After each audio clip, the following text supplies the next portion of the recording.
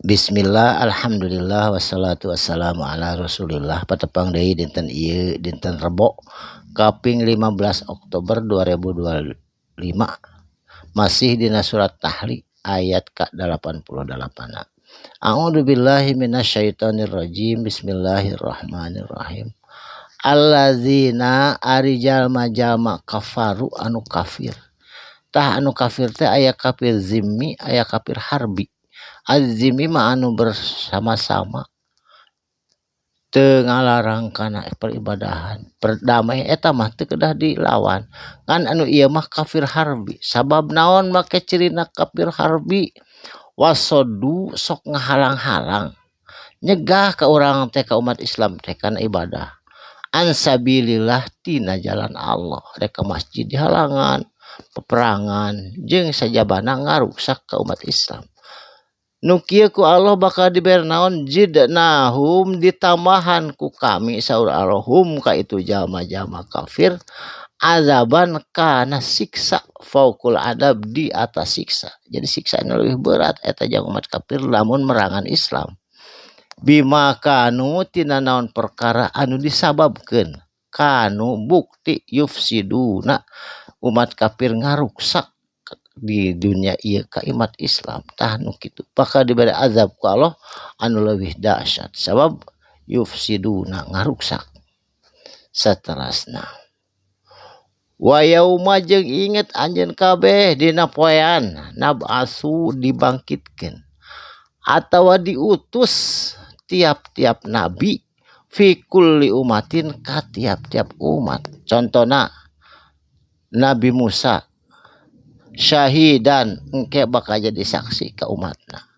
Nabi Isa sami sadayana ge syahidan bakal jadi saksi alaihim ka umatna sadayana min anfusihim ti diri-dirina eta maranehna. Pon kitu deui ka Kangjeng Rasul Allah janji wajibna jeung bakal ngadatangkeun kami saur Allah bika ka anjeun Muhammad syahidan kana jadi saksi pikeun umat-umat Kangjeng Rasul disaksian ku Kangjeng Nabi Muhammad engke di yaumil akhir ala haulai ka saban-saban umat sadayana makhlukna maranehanana. Jadi urang nu dipikasieun teh sieun teu lulus jadi umat Rasul. Ketika diinterview ditanya engke ke jadi saksi Rasul teh di yaumil akhir teh hek teu lulus cilaka urang sadayana lamun teu lulus jadi umat Rasul bakal meunang azab Allah walaupun insyaallah aya ka iman mah dijahit deui disiksa heula.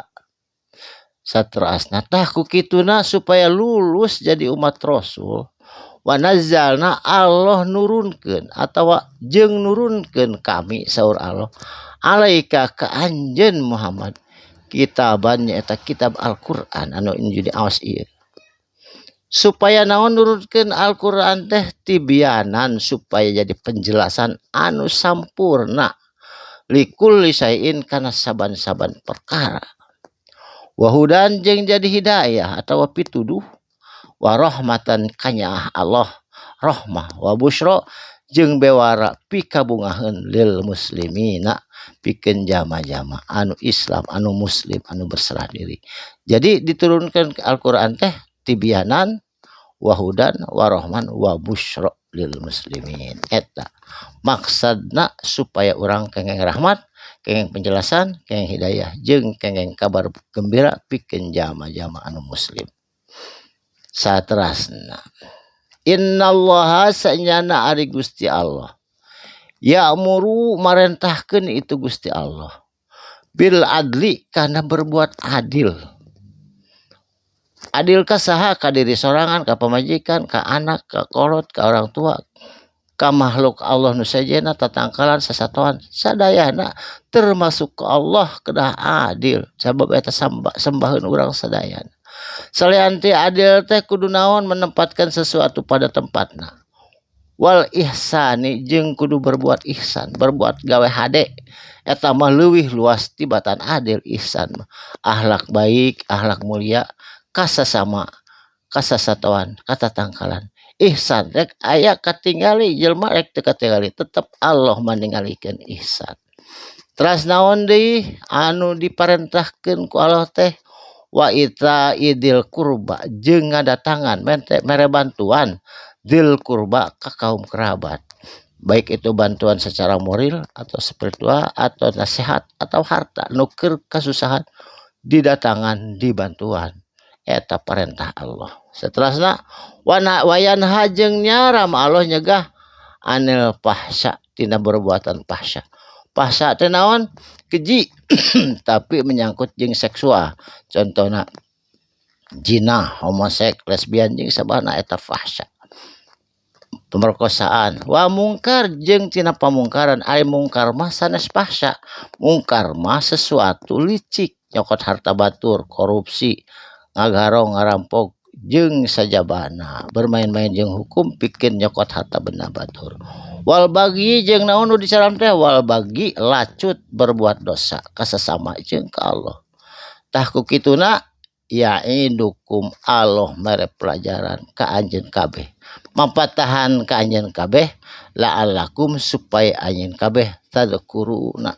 Zikir selalu ka Allah. Inget ka Allah tina naon anu diperintah jeung dicaram ku Allah kudu diemut tadkuruna zikir selamanya ka Gusti Allah.